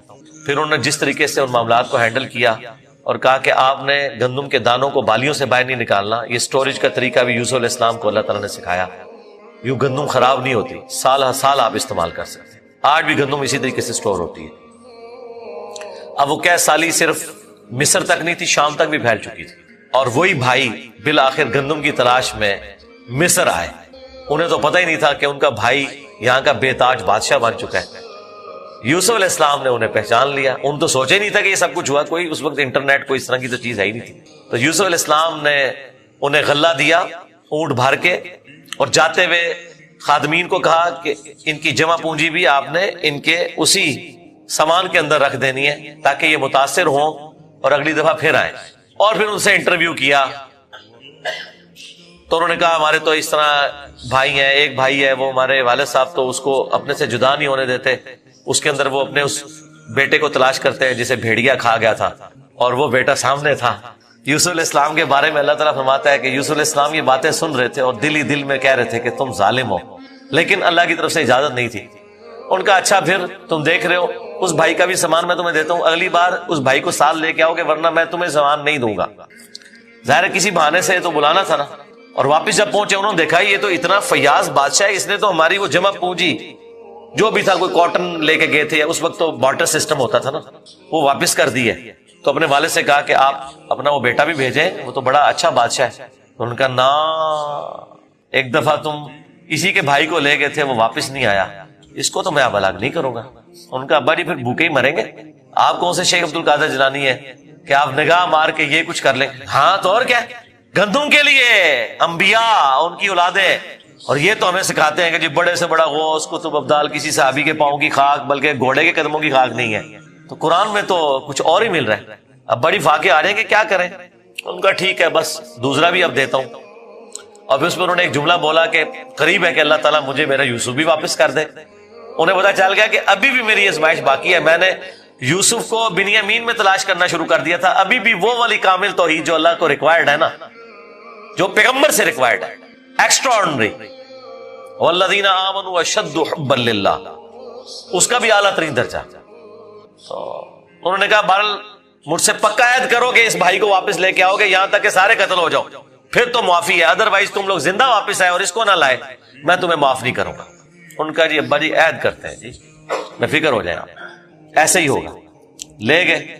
اب وہاں تو یوسف علیہ السلام نے پلان کیا تھا, جاتے ہی انہوں نے بنیامین کو تو اپنے پاس بلا کے کہا کہ میں تیرا وہ گم شدہ بھائی یوسف ہوں, بلکہ ان کی نظر میں تو وہ سمجھ لیں فوت ہی ہو چکے تھے, اور کہا کہ اپنے بھائیوں کو نہیں بتانا تم نے, میں ایک طریقے سے تمہیں یہاں روکوں گا کیونکہ بادشاہ کے قانون میں تمہیں روک نہیں سکتا. تو اس کے لیے قرآن میں الفاظ ہے کذالک کدنا لیوسف, ہم نے یوسف کو یہ تدبیر سکھائی تھی, ایک ہیلا سکھایا کہ وہ بادشاہ کا ایک قیمتی پیالہ تھا جو بنیامین کے سامان میں انہوں نے واپسی پہ رکھوا دیا, اور جب وہ واپس جانے لگے تو پیچھے سے آواز لگائی گئی قافلے والوں تم چور ہو. اور یوسف علیہ السلام کو پتا تھا کہ بنی اسرائیل میں چوری کی سزا یہ ہے کہ وہ شخص پھر غلام بن جاتا ہے جس کی اس نے چوری کی ہوتی ہے. ان کا بتاؤ اگر کوئی چور نکلا, ان کا جی جس کے سامان میں نکلا وہ آپ رکھیں اس بندے کو. تو انہوں نے مختلف جگہ سے شروع کیا, بنیامین سے سٹارٹ نہیں کیا ورنہ تو پلان ڈسکلوز ہو جاتا. الٹیمیٹلی بنیامین کے سامان میں سے نکلا. تو انہوں نے کہا ہاں اس کا بھائی بھی اسی طرح چور تھا, اندازہ کریں ہر جگہ وہ ٹھونگ مارتے سن نالا. تو اچھا یہ پھر ایران والوں نے اس فلم میں کھولا ہے کہ وہ کس چوری کی طرف اشارہ کر رہے تھے. وہ یوسف علیہ السلام سے ان کی پھوپھی بڑی محبت کرتی تھی, وہ لے گئی تھی اور وہ ان کو اپنے پاس رکھنا چاہتی تھی. تو انہوں نے کہا کہ میرا فلاں قیمتی کپڑا جو ہے وہ چوری ہو گیا, حالانکہ وہ چوری نہیں ہوا تھا, اور وہ یوسف علیہ السلام کے سامان سے انہوں نے ریٹریو کیا, اور اس کے بدلے میں یعقوب علیہ السلام کو کچھ عرصہ اپنے اس بیٹے کو اپنی بہن کے پاس چھوڑنا پڑا. تو یہ ان کو کلک کر گیا آئیڈیا, یہی والا آئیڈیا انہوں نے اپنے بھائیوں کے اوپر بھی اپلائی کیا, اور ان کے بھائیوں کا بھی اشارہ اسی طرف تھا کہ اس نے تو بچپن میں اس کا بڑا بھائی بھی چور تھا, حالانکہ اس نے چوری نہیں کی ہوئی تھی, نہ ادھر چوری والا معاملہ تھا. بہرحال ان میں سے ایک بھائی نے کہا بھائی میں تو اب واپس نہیں جاؤں گا, میں تو ابے سے عہد کر کے آیا ہوں کہ بھائی میں تو اپنے بھائی کی یاد میں ادھر ہی رہوں گا جب تک کہ کوئی معاملہ نہ ہو. تم لوگ جاؤ نا ذرا اور جا کے ابا جی کو ساری صورتحال بتاؤ, اور بتاؤ کہ تمہارا یہ بیٹا چور نکلا ہے اور ہم لاکھ قسمیں کھائیں آپ نے ماننا نہیں ہے. تو وہ چلے گئے واپس. پھر حضرت یعقوب علیہ السلام نے ایک خط روانہ کیا, ریکویسٹ بھیجی عزیز مصر کو. انہیں تو نہیں پتا تھا کہ ان کا بیٹا ہی ہے, اور وہ بڑے دردناک انداز میں انہوں نے اس فلم میں فلمایا. الٹیمیٹلی جب وہ اگلی دفعہ واپس آئے, انہوں نے کہا ہمارے ابا جی تو پہلے ہی نابینا ہو چکے ہیں, اب یہ دو جدائیاں کیسے برداشت کریں گے, آپ رحم کریں, ہم پہ ترس کھائیں. پھر یوسف علیہ السلام نے کہا کہ تمہیں یہ ساری باتیں اس وقت نہیں یاد آئی, تمہیں یاد بھی تم نے اپنے بھائی کے ساتھ کیا کیا تھا. تو وہ جب سٹوری انہوں نے بیان کرنی شروع کی تو انہیں پتا چل گیا کہ یہ وہی یوسف ہے. اس نے پوچھا آپ یوسف ہیں؟ ان کا ہاں، دیکھو اللہ نے مجھے کیا کچھ عطا کیا ہے. اور انہوں نے کہا کہ ہمیں معاف کر دیں. انہوں نے کہا لا تثریب علیکم اليوم، آج کوئی گرفت نہیں ہے. شیطان نے یہ ہمارے درمیان جدائی ڈالی تھی، کیونکہ اتنے بڑے منصب تک پہنچنے کے لیے تکلیف بھی تو کاٹنی پڑتی ہے نا. حسین بننا کوئی سوکھا تو نہیں ہے. جنتی نوجوانوں کا سردار بننا ہے تو پھر قربانی تو دینی پڑے گی، اور انبیاء کو یہ پتا ہوتا ہے کہ قربانی سے گزر کے ہی آپ مقام حاصل کرتے ہیں. انہوں نے کہا کہ یہ میری قمیض لے جاؤ، اللہ تعالیٰ نے وحی کے ذریعے مجھے بتائی ہے یہ بات، جا کے میرے والد کی آنکھوں پہ ملو، اللہ تعالیٰ ان کی بینائی کو واپس کرے گا. اور یوں وہاں سے ایک قاصد نکلا، وہ کرتا لے کے یوسف علیہ السلام کا. قرآن کے الفاظ ہیں، حضرت یعقوب علیہ السلام کہتے ہیں کہ اگر تم مجھے مفند نہ سمجھو، وہی المحند اور المفند قرآن میں الفاظ ہیں یہ، یعنی یہ نہ سمجھو کہ میرا دماغ سٹھیا گیا ہے، تو مجھے تو یوسف کی خوشبو آ رہی ہے. اچھا یوسف کی خوشبو اس وقت نہیں آئی جب وہ بک کے جا رہے تھے، کیونکہ اللہ تعالیٰ نے پردہ ڈالا تھا. ادھر اللہ نے یوسف کی خوشبو، بہرحال وہی بشارت لے کے آیا، آنکھوں کو لگائی، بینائی واپس آ گئی، اور ساتھ خط آیا کہ اب آپ واپس آئیں، یہاں پہ میرے پاس آ جائیں اور بنی اسرائیل کو شفٹ کریں. وہ سارے ود فیملی وہاں شفٹ ہوئے. وہاں یوسف علیہ السلام آل نال تھے، انہوں نے ایک قطع زمین ان کو دیا، اور یوں بنی اسرائیل وہاں پہ آباد ہو گئے. اور پھر حکومتی لیول پہ رہے، یہاں تک کہ وہاں پہ ایک نیشنل موومنٹ غالب آئی اور ان کو غلام بنا لیا گیا، جو کسی زمانے میں بادشاہت انجوائے کر رہے تھے. اور پھر ان غلاموں میں اللہ تعالیٰ نے حضرت موسیٰ علیہ السلام کو مبعوث کیا اور فرعونیوں سے نجات دلوائی، ایک منجی اور ہادی بنا کے. اور پھر وہ جاتے ہوئے المستدل الحاکم میں آتا ہے، یوسف علیہ السلام نے وصیت کی تھی کہ جب کبھی بنی اسرائیل یہاں سے شفٹ ہو تو میری لاش بھی لے جانی ہے. پھر وہ لاش بھی لے گئے، اس پہ میری تفصیلی ویڈیو ریکارڈ ہے، آپ یوٹیوب پہ دیکھ سکتے ہیں. یہ پورے کا پورا ایک معاملہ تھا. اور پھر وہ آخر میں وہی ہوا کہ سجدہ تعظیمی کیا یوسف علیہ السلام کو ان کے بھائیوں نے اور ماں باپ نے. ان زمانوں میں سجدہ تعظیمی جائز تھا، جس طرح کہ آدم علیہ السلام کو فرشتوں نے کیا. اس امت میں حرام ہو گیا. ابو داؤد میں اور ترمذی میں حدیث ہے کہ اگر میں سجدہ تعظیمی جائز سمجھتا تو بیویوں سے کہتا کہ اپنے خامدوں کو کریں اس حق کے سبب. ابو داؤد میں تو الفاظ ہے، ایک صحابی نے حضور کو سجدہ کیا، آپ نے فرمایا سر اٹھا کیا کر رہے ہیں؟ جب میں فوت ہو جاؤں گا تم میری قبر سے گزرو گے تو کیا مجھے سجدہ کرو گے؟ انہوں نے کہا نہیں یا رسول اللہ. فرمایا مجھے کیوں سجدہ کر رہا ہوں؟ اگر میں سجدہ جائز سمجھتا تو بیویوں سے کہتا کہ اپنے خامدوں کو کریں. اور یہ سجدہ تعظیمی، سجدہ عبادت ہمیشہ سے اللہ کے لیے رہا ہے. جبرائیل علیہ السلام نے حضرت آدم کو سجدہ عبادت نہیں کیا، سجدہ تعظیمی تھا. ان زمانوں میں ٹو باؤ ڈاؤن بھی ہوتا تھا، جھکا بھی جاتا تھا. ہمارے نبی علیہ السلام پر اللہ تعالیٰ نے جو ختم نبوت فرمائی تو توحید بھی ایسی کامل کی ہے کہ اب یہ سب کے سب معاملات ختم. ختم نبوت کی برکت سے کشف، الہام، یہ سب کچھ ختم غیر نبی کے اوپر، سوائے بخاری مسلم میں مبشرات، وہ بھی خواب، وہ اللہ کی طرف سے بھی ہو سکتے ہیں، شیطان کی طرف سے بھی ہو سکتے ہیں، نفس کی طرف سے. وہ تو وقت پورا ہوگا تو پتہ چلے گا یہ سچا ہے یا جھوٹا ہے. باقی نبی علیہ السلام نے کہا اب یہ نبوت کی خبریں ختم ہو چکی. اگلے زمانوں میں یہ ہوتا تھا، اللہ تعالیٰ غیبی خبریں دیا کرتا تھا غیر انبیاء کو بھی. اور اگلے زمانوں میں یہ بھی تھا کہ سجدہ تعظیمی ہوتا تھا. اللہ تعالیٰ نے توحید بھی اس امت میں کامل کی کہ سجدہ تعظیمی بھی حرام کر دیا، اور اب کسی کے لیے سجدہ نہیں ہے. بل وہ سجدہ کیا تو حضرت یوسف علیہ السلام نے کہا ابا جان یہ دیکھ لیں، یہ تعبیر ہے میرے اس خواب کی جو میں نے وہ بچپن میں دیکھا تھا. سرکار وہ خواب جڑا دیکھا ہے وہ تعبیر ہونے اس کا مزہ لوٹنے کے لیے 40 سال کی مشقت، جدائی، اور بڑی تکلیف دہ چیز ہے. وہ جو آخری سین انہوں نے فلمائے ہیں نا، یعقوب علیہ السلام اور یوسف علیہ السلام کی جو ملاقات والا سین ہے، وہ بندہ دیکھ نہیں سکتا. اس زمانے میں انہوں نے پہنچا دیا جی. جو ایران والوں نے وہ ڈرامہ سیریل بنائی ہے 45 ایک ساتھ کے اندر. بہرحال الٹیمیٹلی اللہ تعالیٰ نے اس سے نبی علیہ السلام کو بھی بتایا کہ اگر آپ اس تکلیف سے گزر رہے ہیں نا تو یوسف علیہ السلام نے بھی تکلیف کاٹی. ہمارے نبی کی تکلیف پھر اس لیول پہ نہیں گئی. بخاری مسلم میں حدیث ہے، تم میں سے کوئی شخص اس وقت تک مؤمن ہی نہیں ہو سکتا جب تک کہ میں اسے اس کے ماں باپ، اولاد، سب لوگوں سے بڑھ کر عزیز نہ ہو جاؤں. اعوذ باللہ من الشیطان الرجیم، بسم اللہ الرحمن الرحیم. وَأَتِمُّ الْحَجَّ وَالْعُمْرَةَ لِلَّهِ، اور پورا کرو حج اور عمرے کو اللہ کی رضا کی خاطر. یعنی جب تم نے کوئی نیت کی ہوئی ہے تو اس کو پورا کرو. پلس یہ ہے کہ جب کسی پر حج کسی کے اوپر فرض ہو جائے گا تو پھر وہ اس میں ڈیلے نہ کرے، فوراً سے پہلے اس حج کو ادا کرنے کی کوشش کرے، کیونکہ اسلام کے جو 5 بنیادی فرائض ہیں ان میں ایک حج بھی ہے. جو بخاری اور مسلم دونوں میں حدیث ہے کہ اسلام کی بنیاد 5 چیزوں پہ ہے. ان میں سے پہلی چیز اس بات کی گواہی دو کہ لا الہ الا اللہ محمد رسول اللہ صلی اللہ علیہ وآلہ وسلم. اس کے بعد نماز کو قائم کرنا، زکوٰۃ دینا، استطاعت ہو تو اللہ کی راہ میں حج کرنا، اور رمضان کے مہینے کے روزے رکھنا. حج سے ریلیٹڈ میں نے ڈیٹیل ڈسکشن کر دی ہے 4 لیکچرز کے اندر. مسئلہ نمبر 54A-B. اے جو تھا وہ عمرے سے متعلق تھا، بی جو ہے وہ حج سے ریلیٹڈ، اور سی اور ڈی جو ہے وہ قبر رسول صلی اللہ علیہ وآلہ وسلم کی حاضری سے ریلیٹڈ تھا. اس میں بھی میں نے یہ آلموسٹ ساری آیات کور کی تھی. وَأَتِمُّ الْحَجَّ وَالْعُمْرَةَ لِلَّهِ، پورا کیا کرو حج اور عمرے کو اللہ کے لیے. فَإِنْ أُحْصِرْتُمْ، پھر اگر تم گھر جاؤ. فَمَسْتَيْسَرَ مِنَ الْهَدْيِ، تو جو قربانی کا جانور آسانی سے میسر ہو اس کو آگے بھیج دو. وَلَا تَحْلِقُوا رُؤُوسَكُمْ حَتَّى يَبْلُغَ الْهَدْيُ مَحِلَّهُ، اور اپنے سروں کو اس وقت تک مت منڈواؤ، حلق کروانا ہو یا قصر کروانا ہو، دونوں صورتیں، اس وقت تک مت کرو جب تک کہ وہ جو ہدی کا جانور ہے وہ اپنی جگہ پر نہ پہنچے، یعنی قربان گاہ پہ. جب تک ہدی کا جانور قربان نہ ہو جائے مینا کے اندر جا کے، اس وقت تک تم اپنے بالوں کو منڈوا نہیں سکتے.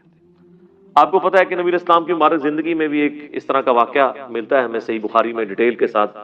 سورۃ الفتح میں بھی ذکر ہے، یہاں پر بھی اشارتاً اس کا ذکر آ رہا ہے کہ نبی صلی اللہ علیہ وآلہ وسلم نے 6 ہجری میں ارادہ کیا تھا عمرے کا، اور اس کے لیے آپ صلی اللہ علیہ وآلہ وسلم آلموسٹ 1500 صحابہ جانثار صحابہ کا لشکر لے کر نکلے تھے، لیکن راستے میں ہی آپ کو روک دیا گیا تھا، اور آپ صلی اللہ علیہ وآلہ وسلم نے بھی صلح کے اوپر آمادگی کر دی ان شرائط کے اوپر جو بظاہر اس وقت مسلمانوں کے خلاف تھی. ان میں سب سے بڑا ایشو تو یہ تھا کہ اس سال آپ کو ہم عمرے کی اجازت نہیں دیں گے، اگلے سال آپ آئیں گے اور 3 دن کے لیے اہل مکہ جو ہے وہ مکہ چھوڑ کر پہاڑیوں پہ شفٹ ہو جائیں گے، آپ لوگ آ کے انڈیپینڈنٹلی اپنی ایکٹیویٹیز پرفارم کر سکتے ہیں.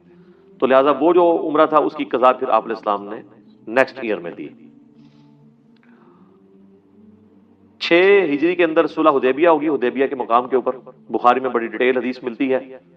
اب اس میں جب یہ چیز طے پائی تو اب ظاہر صحابہ کرام نے تو احرام بھی پہنا ہوا تھا، احرام تو اس وقت تک نہیں کھولنا جب تک قربانی کا جانور ذبح نہ ہو جائے، اور باقی ایکٹیویٹیز بھی پرفارم کرنی تھی. تو جب یہ صلح ہو گئی تو آپ صلی اللہ علیہ وآلہ وسلم نے صحابہ کو حکم دیا کہ اپنے احرام کھول دو، یہیں پر جانور کو ذبح کرنے کے بعد اپنے احرام کھول دو اور باقی یہیں پہ حاصل کر لو، اگلی دفعہ ہم آئیں گے. لیکن صحابہ کرام میں سے کوئی بھی نہیں اٹھا. نبی علیہ السلام نے اس بات کو ریپیٹ کیا لیکن کوئی کھڑا نہیں ہوا. آپ علیہ السلام اپنے حجرے میں آئے تو اس سفر میں آپ کے ساتھ آپ کی بیوی تھی سیدہ ام سلمہ. تو نبی علیہ السلام نے فرمایا کہ میں نے اس طرح اپنے صحاب سے یہ بات کی ہے، ان میں سے تو کوئی بھی نہیں اٹھا. تو انہوں نے کہا یا رسول اللہ ان کو ان کے حال پہ چھوڑ دیں، آپ خود اپنے جانور کو یہاں پہ قربان کریں، اپنا احرام کھول دیں، یہ خود بخود آپ کو فالو کریں گے. صحابہ کرام کو تھوڑا کافروں پر غصہ بھی تھا، پلس وہ اس امید میں بھی تھے کہ شاید کوئی نیا حکم آ جائے، ہمیں قتال کی اجازت مل جائے. بہرحال نبی علیہ السلام نے جب یہ کیا تو پھر ایک ایک کر کے سارے اٹھے اور سب نے اس سنت کے اوپر عمل کیا. تو اسی کانٹیکسٹ میں یہ چیز آ رہی ہے کہ اگر تم گھیر لیے جاؤ تو پھر تم جو ہے وہ قربانی کے جانور کو آگے بھیج دو، جب اپنی قربان گاہ کو پہنچ جائے اور تمہیں پتہ چل جائے وہ قربان ہو گیا، پھر اپنا احرام کھولو اور یعنی وہ جو سر منڈانے والا معاملہ کرنا ہے. لیکن یہاں پر وہ بھی نہیں تھا کیونکہ وہ قربانی کا جانور بھی آگے نہیں جانے دے رہے تھے، اس لیے نبی علیہ السلام نے قربانی کا جانور بھی وہیں پر ذبح کر لیا. تو اس سے یہ بات بھی پتہ چلی کہ عمرے کے لیے بھی قربانی کا جانور ہدی جسے کہا جاتا ہے وہ لے کے جا سکتے ہیں آپ، اگرچہ یہ اوبلیگیٹری نہیں ہے، یہ صرف ریکوائرمنٹ ہے حج قران کی یا حج تمتع کی، وہ آگے آ جائیں گے آیات. لیکن اگر کوئی اس طرح کر لیتا ہے تو یہ بھی ایک افضل عمل ہے. تو جب تک ہدی کا جانور اپنے محلے میں نہ پہنچے. اچھا یہ عربی کا لفظ ہے محلہ، ہم اردو میں سے کیا کہتے ہیں محلہ. تو یہ جو بڑے بڑے لغت والے اردو والے علماء بھی ہیں، پروفیسر بھی ہیں، وہ آپ دیکھیں گے تو ہمیشہ ہی بولتے ہیں محلہ. ایون ہمارے اردو کے اس لفظ کو جب انگلش میں رومن میں لکھا جاتا ہے تو MO کے ساتھ لکھا جاتا ہے نا، لیکن یہ لفظ ہے محلہ. لیکن اس میں کسی غلطی نہیں نکالنی چاہیے. اس کی وجہ ہے کہ اگرچہ یہ لفظ غلط بولا جا رہا ہے لیکن اردو میں مستعمل ہے، اردو میں چلتا ہے. الٹا محلہ بولنے سے کوئی اور ہی نہ کوئی چیز سمجھ لے اس کو، ٹھیک ہے. تو ایک اور لفظ ہے وہ بھی قرآن میں ہے مستقبل، فیوچر. اردو میں ہم کیسے بولتے ہیں مستقبل، اب مستقبل آپ بولنا شروع کر دیں گے تو مستقبل لوگ کہیں گے شاید اس کو اردو ہی نہیں آتی. ہاں جہاں پر اتنا زیادہ کوئی لفظ مستعمل نہ ہو وہاں پہ آپ تھوڑا بہت چینج کر دیں تو پھر کام چل جاتا ہے. فمن کان منکم مریضا، پس جو کوئی تم میں سے مریض ہو، اگر کوئی بیمار ہو، او بہی اذا، یا اسے کوئی تکلیف ہو، من رأسہ، اس کے سر میں تکلیف ہو سکتی ہے، جوئیں پڑی ہوئی ہوں. ظاہر ہے اتنے بڑے بڑے بال رکھے ہوتے تھے عرب کے لوگوں نے. اس کانٹیکسٹ میں بخاری میں حدیث ہے، کعب بن عجرہ کہتے ہیں کہ میں نبی علیہ السلام کے ساتھ تھا تو میرے بال بڑے گھنے تھے، اس میں جوئیں پڑ گئی. تو اور جوئیں وہ کہتے ہیں اتنی زیادہ پڑی کہ وہ کپڑوں پہ گرتی تھی. تو نبی علیہ السلام نے جب میری حالت دیکھی تو حضور نے مطلب آپ کو بھی ترس آیا. تو یہ پھر آیات نازل ہوئی کہ اگر اس طرح کسی کو جوئیں پڑ دیں، اب ظاہر ہے کہ وہ کوئی 4 گھنٹے کی فلائٹ تو نہیں ہے اسلام آباد سے جدے کی، وہ تو 15 دن کا سفر ہے مدینے سے مکے کا، اور اس میں بھی حدیبیہ پہ پہنچے ہیں، ابھی کئی دن کا سفر باقی ہے. اور اتنی زیادہ جب جوئیں پڑی ہوئی ہوں تو انسان کو رات کو نیند بھی نہیں آتی. تو پھر یہ حکم نازل ہوا کہ اگر کسی کے سر کے ساتھ اس طرح کا ایشو ہو جائے تو اگرچہ وہ احرام جب تک قربانی جانور نہ ہو جائے اس وقت تک آپ سر نہیں منڈوا سکتے. یہ ترتیب ہے نا اس کی. تو اس کے لیے پھر یہ ہے کہ وہ اب یہ اس کی مجبوری ہے وہ اپنا سر منڈوا دے، لیکن اس کے عوض پلینٹی ادا کرے گا، جسے آپ حج کی ٹرمنالوجی میں دم بھی کہتے ہیں. اور اس کیس میں وہ کیا ہوگا وہ آ رہا ہے، او بہی اعظم من رأسہ ففدیۃ من صیام، تو وہ سر منڈوانے کے عوض فدیہ دے دے روزوں کی شکل میں، او صدقۃ، یا خیرات کر دے، او نسک، یا قربانی دے دے. اچھا یہ ایسا موقع ہے جہاں پر آپ کو تینوں آپشن پیرلل میں دیے جا رہے ہیں. ویسے آپ قرآن میں جب کبھی بھی اس طرح کی پینلٹیز دیکھیں گے نا، جیسا کہ سورۃ المائدہ کی آیت نمبر 89 میں آیا ہے کہ جو کوئی منت مانی ہوئی توڑ دے تو قسم جو ہے اس نے کھا لی تھی اب وہ توڑنا چاہتا ہے تو اس کا کفارہ کیا ہے، وہ ایک غلام آزاد کرے. تو آتا ہے اگر غلام نہ پائے تو، ٹھیک ہے جی، غلام نہ پائے تو 10 مسکینوں کو کھانا کھلائے یا 10 مسکینوں کو کپڑے دے دے. اور اگر یہ بھی نہ پائے تو 3 مسلسل روزے رکھے. یہ نہیں ہے کہ ڈائریکٹ روزوں پہ جانا ہے، جو افورڈ کر سکتا ہے اس نے وہ والے کام کرنا ہے. لیکن یہاں پر تینوں آسانیاں پیرلل میں، آپ کی مرضی ہے، امیر ہیں غریب ہیں جو بھی ہیں، آپ فدیہ دے سکتے ہیں اس فارم میں کہ آپ روزے رکھیں، صدقہ کریں یا قربانی دیں. اس کانٹیکسٹ میں بخاری میں حدیث ہے، نبی علیہ السلام سے جب انہوں نے پوچھا تو آپ صلی اللہ علیہ وآلہ وسلم نے فرمایا کہ 6 مسکینوں کو کھانا کھلا دو، یا نصف سا ان کو غلہ دے دو، گندم دے دو. آلموسٹ آپ سمجھ لیں 1.25 کلو کے قریب. تو آج کی ڈیٹ میں اگر ہم اس سا کو کیلکولیٹ کریں تو یہ صحیح بخاری کے اندر جو ہے وہ 3 روزے اور 6 مساکین، یعنی ان میں سے کوئی ایک آپشن رکھ سکتے ہیں، یا تیسرا آپ قربانی کا جانور بھی کر سکتے ہیں. اس میں پھر یہ ہے کہ ایک پورا جانور ہی ظاہر دینا ہوگا. اگر ایک سے زیادہ لوگ ہوں گے تو پھر آپ اونٹ کے اندر 7 لوگ اور گائے کے اندر بھی 7 لوگ شریک ہو سکتے ہیں. اور اگر وہ عید قربان والا معاملہ ہو اس میں اونٹ کے اندر 10 حصے بھی ہیں. فَمَن لَّمْ يَجِدْ، پھر جو کوئی قربانی کی طاقت نہ رکھتا ہو، اچھا نہیں بیچ میں یہ آیت رہ گئی ہے، فَمَن تَمَتَّعَ بِالْعُمْرَةِ إِلَى الْحَجِّ. اب یہ ایک اور مسئلہ آ رہا ہے، او نسکین والا تو معاملہ مکمل ہوا. فَإِذَا أَمِنْتُمْ، اور جب تم امن میں ہو جاؤ، یعنی امن میں مراد یہ کہ اب تم سٹیبل ہو گئے ہو، مکے میں پہنچ گئے ہو. فَمَن تَمَتَّعَ بِالْعُمْرَةِ، تو جو کوئی نفع اٹھانا چاہتا ہے عمرے کا، إِلَى الْحَجِّ، حج کے ساتھ، یعنی حج تمتع کرنا چاہتا ہے. یہ نکاح متع اور اسی طریقے سے حج متع، یہ دونوں ٹرمز استعمال ہوتی ہیں، یعنی ایک سفر کے اندر اس چیز کو، اس فیسلٹی کو اویل کرنا کہ آپ حج کے ساتھ عمرہ بھی کر لیں. صحیح بخاری مسلم میں آتا ہے کہ مشرکین عرب کے اندر یہ چیز گناہ سمجھی جاتی تھی کہ کوئی شخص حج کے لیے سفر کرے اور وہ ساتھ عمرہ بھی کرے. وہ کہتے تھے کہ آئے حج کے لیے ہو تو عمرہ کیوں ساتھ کر رہے ہو، عمرے کے لیے آنا تو دوبارہ سے آؤ. تو نبی علیہ السلام نے اللہ تعالیٰ سے ریکویسٹ کی اس معاملے میں، تو نبی صلی اللہ علیہ وآلہ وسلم کو اللہ تعالیٰ نے وحی کے ذریعے بتایا کہ آپ نے یہ رسم توڑنی ہے، یہ رسم غلط ہے. اور آپ علیہ السلام نے جب اپنا پہلا اور آخری حج فرمایا تو آپ چونکہ اپنے قربانی کا جانور ساتھ لا چکے ہوئے تھے، تو آپ علیہ السلام نے فرمایا کہ اگر مجھے پہلے پتا ہوتا نا تو میں اپنے قربانی کا جانور ساتھ نہ لاتا، چونکہ قرآن میں یہ آیت ہے کہ جو قربانی کا جانور لے آئے جب تک جانور اپنی قربان گاہ تک نہ پہنچے اس وقت تک وہ شخص احرام نہیں کھول سکتا۔ تو اب تو میں تو حج تمتع نہیں، حج قران کروں گا۔ حج قران بھی میں بھی تمتع ہوتا ہے کہ آپ ایک سفر میں حج اور عمرہ اکٹھا کرتے ہیں۔ یہ حج کی 3 قسموں کو سمجھ لیں، پھر آپ کو یہ باتیں سمجھنا ذرا آسان ہوگی۔ حج کی بیسیکلی 3 قسمیں ہیں۔ نمبر 1 حج افراد، جس کو پنجابی کہنا ہے چھڑا حج، اس میں صرف حاجی ہوگا اور کچھ نہیں ساتھ ہوگا، نہ کوئی جانور قربان کرنا پڑے گا آپ کو، کیونکہ آپ نے اس سے تمتع نہیں لیا عمرے کا۔ یہ جو حج کے موقع کے اوپر قربانی کی جا رہی ہوتی ہے یہ حج کی قربانی نہیں ہوتی، بلکہ حج کے ساتھ آپ جو عمرے کی فیسلٹی کو اویل کرتے ہیں یہ اس کے اگینسٹ آپ کو قربانی دینی ہوتی ہے۔ وہ اسی آیت کے اندر آ جائے گا، سورۃ البقرہ کی آیت نمبر 196 کے اندر۔ اور اس میں جو شخص قربانی کی استطاعت نہیں رکھتا تو وہ 10 روزے رکھے گا، 3 ایام حج کے اندر رکھے گا، اور ایام حج یعنی پہلے جو 9 دن ہیں، یکم ذوالحجہ سے لے کر 9 ذوالحجہ تک، ان کے اندر 3 روزے رکھ لے گا اور 7 گھر واپس آ کے رکھے گا، تو وہ 10 روزے بن جائیں گے۔ وہ آیات آ جائیں گی۔ حج افراد کے اندر آپ نے کوئی قربانی نہیں دینی ہوتی، صرف حج کرنا ہوتا ہے۔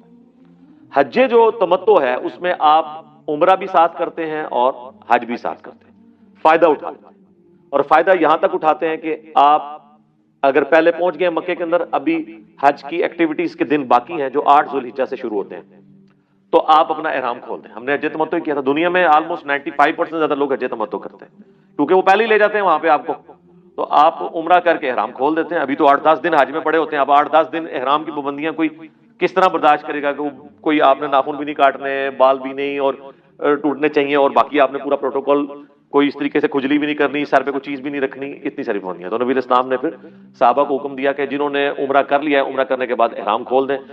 خود نبی علیہ السلام نے احرام نہیں کھولا کیونکہ آپ قربانی کا جانور ساتھ لائے تھے، اور قرآن میں حکم ہے کہ جب تک قربانی کا جانور قربان نہ ہو جائے آپ احرام نہیں کھول سکتے۔ تو جو لوگ قربانی کا جانور نہیں لائے ہوئے تھے، نبی علیہ السلام فرمایا تمہیں تو کوئی مجبوری نہیں ہے، اس کو کھولو۔ تو پھر بھی کچھ لوگوں نے نہیں کھولا، تو آپ فرمایا وہ نافرمان ہے جو میرے اس حکم پہ عمل نہیں کر رہے۔ پھر ایک صحابی نے آگے پوچھا، بخاری مسلم دونوں میں آتا ہے کہ یا رسول اللہ یہ ہمارے لیے آسانی ہے یا بعد کے لوگوں کے لیے؟ تو آپ علیہ السلام فرمایا کہ قیامت تک حج اور عمرہ اس طرح آپس میں داخل ہو گئے، یعنی اب آپ نے سنت کو جاری کر دیا۔ تو حج تمتع میں آپ احرام کھول دیتے ہیں، پھر 8 ذوالحجہ کو آپ ظہر کے بعد جو ہے وہ احرام باندھ لیتے ہیں، اور پھر آپ مینا چلے جاتے ہیں، اور پھر وہ جو حج کی ایکٹیویٹیز ہیں وہ 12 تک وہ آپ نے وہ کرنی ہوتی ہیں۔ اس میں سے بھی پہلے دن یہ آپ نے ظاہر ہے کہ جب 9 ذوالحجہ کا دن آئے گا تو عرفات سے آپ واپس آئیں گے۔ ترتیب یہ ہوتی ہے کہ 8 اور 9 کی درمیانی رات آپ نے مینا میں گزارنی ہے، اور پھر صبح کے وقت آپ نے وہاں سے نکلنا ہے، صبح سے مراد فجر کے بعد، سورج نکلنے کے بعد، اور آپ نے دن اپنا عرفات میں گزارنا ہے۔ لوگ پیدل بھی چلے جاتے ہیں، آلموسٹ پیدل وہاں سے آپ سمجھ لیں 1-1.5 گھنٹہ لگ جاتا ہے، اور بسوں میں جائیں تو 3-4 گھنٹے لگ جاتے ہیں کیونکہ بہت رش ہوتا ہے۔ اب تو بڑی چوڑی روڈ انہوں نے بنا دی ہوئی ہے، آپ پیدل ہی جائیں تو آسانی رہتی ہے، جگہ جگہ پانی پینے کی جگہ بھی بنی ہوئی۔ 9 ذوالحجہ کا دن آپ نے یوم عرفہ جو اصل اس کی روح ہے وہ میدان عرفات میں گزارنا ہے، اور میدان عرفات میں آپ نے ظہر اور عصر کی نمازوں کو جمع کر کے پڑھنا ہے اور قصر پڑھنا ہے۔ یہ حج کی خصوصیت ہے، 2 فرض ظہر کے 2 عصر کے، اور پھر مغرب تک مسلسل دعائیں کرنی ہیں۔ ادھر کی عبادت دعائیں ہیں، یا آپ نے وہ جو سنت اذکار ہیں، لا الہ الا اللہ وحدہ لا شریک لہ لہ الملک ولہ الحمد وہو علی کل شیء قدیر، یہ میدان عرفات کی دعا ہے۔ سبحان اللہ والحمد للہ ولا الہ الا اللہ واللہ اکبر، یہ بھی دعا ملتی ہے۔ اور جب مغرب کی نماز کا وقت ہو جائے تو آپ نے نماز نہیں پڑھنی بلکہ مزید اندھیرا ہونے کا انتظار کرنا ہے۔ تھوڑا سا جب اندھیرا ہوگا تو آپ نے بغیر نماز پڑھے وہاں سے نکلنا ہے، اور آ کر آپ نے مزدلفہ میں آ جانا ہے۔ مزدلفہ جو ہے وہ منا اور عرفات کے درمیان ہے، یعنی صبح آپ منا میں خیمے لگائے ہوئے تھے، منا سے چلے گئے عرفات، واپسی پہ منا واپس نہیں آئیں گے بلکہ راستے میں آپ مزدلفہ کے اندر رکیں گے، اور وہاں پر آپ نے رات گزارنی ہے 9 اور 10 کی درمیانی رات، اور اسی رات میں آپ نے مغرب عشاء کی نماز وہاں پہ رات کو جس ٹائم بھی پہنچے، آپ رات 12-1 بجے پہنچنے میں بھی کامیاب ہو جائے تو یہ آپ کی کامیابی ہے۔ بعض لوگ فجر کے وقت ہی پہنچ رہے ہوتے ہیں، جو پیدل آتے ہیں وہ تو پہنچ جاتے ہیں، جو گاڑیوں میں آتے ہیں وہ فجر کے قریب ہی کہیں پہنچتے ہیں، لیکن اس رات کا کچھ حصہ وہاں پہ گزارنا ضروری ہے۔ تو آپ مغرب اور عشاء کی نماز پڑھیں گے، 3 فرض مغرب کے 2 عشاء کے، اس کے بعد فجر کی نماز پڑھنی ہے۔ فجر کے بعد آپ نے طلوع آفتاب کا انتظار کرنا ہے، سورج نکلنے کا۔ جیسے ہی سورج نکلے گا تو آپ نے پھر مینا آ جانا ہے اپنے خیموں کی طرف، کیونکہ یہ پہلا دن ہے جس میں آپ نے وہ جمرات کو کنکریاں مارنی ہے، جس کو کہتے ہیں شیطان کو کنکریاں مارنی ہے، اور یہ ہے 10 ذوالحجہ کا دن۔ حاجیوں کے لیے 10 ذوالحجہ کے دن عید کی نماز کوئی نہیں ہے، کیونکہ انہوں نے اپنی ایکٹیویٹیز پرفارم کرنی ہے، احرام انہوں نے پہنا ہوا ہے، تو سیدھے جائیں گے۔ وہ 3 جمرات ہیں، یعنی وہ جس کو شیطان کہتے ہیں یہاں کے لوگ، جن کی نشانی بنی ہوئی ہے۔ منا سے آپ کعبے کی طرف جائیں تو سب سے پہلے ایک چھوٹے والا آئے گا، پھر درمیانے والا، اور اینڈ پہ بڑے والا آتا ہے جو کعبے والی سائڈ کی طرف ہے۔ تو پہلے دن آپ نے پہلے 2 کو کنکریاں نہیں مارنی ہوتی ہیں، بلکہ تیسرے والے کو مارنی ہوتی ہیں، اور اس کے لیے جو کنکریاں آپ نے آندہ دنوں میں بھی مارنی ہے نا، وہ آپ نے مزدلفہ سے ہی چننا سنت ہے۔ وہ پلاسٹک کے شاپنگ بیگ میں وہیں سے چھوٹی چھوٹی کنکریاں جمع کر لیتے ہیں، یعنی وہ اتنی کنکریاں ختم نہیں ہوتی، اتنے لوگ حج کرتے ہیں پھر بھی ہو سکتا ہے وہ پھینکوا بھی دیتے ہوں وہ وہاں سے اٹھا کے دوبارہ، ادروائز تو ظاہر ہے پرابلم ہو۔ لاکھوں لوگوں نے اگر اتنی کنکریاں اٹھانی ہے اور فالتو ہی اٹھانی چاہیے، کہیں نشانہ رہ جاتا ہے تو پھر وہ یہ واپس آنا پڑ جائے 4-5 کلومیٹر، ٹھیک ہے، تو لوگ فالتو لے کے چلتے ہیں، لیکن اٹھانی وہیں سے ہے سنت، یہ نہیں کہ وہاں سے کوئی اٹھا کے کسی کی لے کے مارنی ہے۔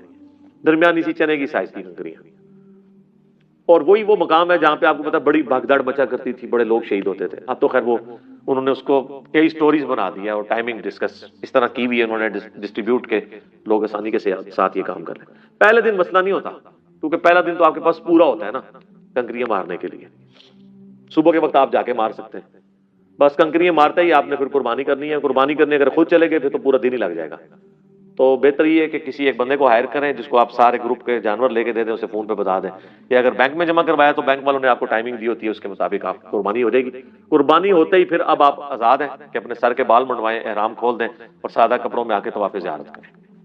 طواف زیارت کرنے کے بعد آپ نے واپس منا میں رات گزارنی ہے، یعنی 10 اور 11 کی درمیانی جو رات ہے وہ بھی منا میں گزارنی ہے، پھر 11 اور 12 کی درمیانی رات بھی وہاں پہ گزارنی ہے، اور اگلے 2 دنوں میں وہ جو یہ یعنی آپ نے 11 اور 12 کو جو کچھ